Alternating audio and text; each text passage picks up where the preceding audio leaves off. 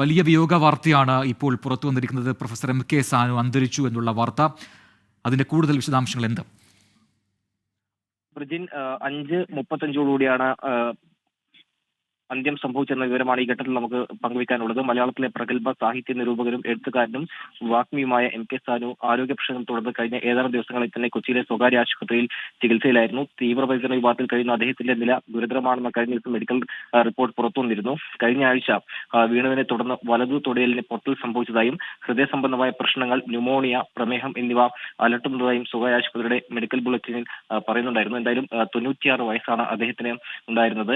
ഏതാണ്ട് 5:35 ഈ മരണം സംഭവിച്ചെന്ന വിവരം ഈ ഘട്ടത്തിൽ പുറത്തുവരുന്നത്. നേരത്തെ സൂചിപ്പിച്ച പോലെ തന്നെ മലയാളത്തിലെ പ്രഗത്ഭ സാഹിത്യ നിരൂപകൻ, എഴുത്തുകാരൻ എന്ന നിലയിലടക്കം കേരളത്തിൽ കഴിഞ്ഞ ഏതാനും വർഷങ്ങളായി തന്നെ സാമൂഹ്യ രാഷ്ട്രീയ രംഗത്തൊക്കെ തന്നെ നിറഞ്ഞു നിന്ന വ്യക്തിത്വമാണ്. നമുക്കറിയാം, ഈ കഴിഞ്ഞ ഇടക്ക് പോലും അദ്ദേഹത്തിന്റെ ഓരോ പരിപാടികളിലും അദ്ദേഹം സാഹിത്യ പരിപാടികളൊക്കെ തന്നെ കൊച്ചിയിൽ സജീവമായി തന്നെ ഉണ്ടായിരുന്നു. പക്ഷേ ഈ കഴിഞ്ഞ ഏതാനും ദിവസങ്ങൾ മുമ്പാണ് അദ്ദേഹത്തെ കൊച്ചിയിലെ സ്വകാര്യ ആശുപത്രിയിൽ പ്രവേശിപ്പിച്ചത്.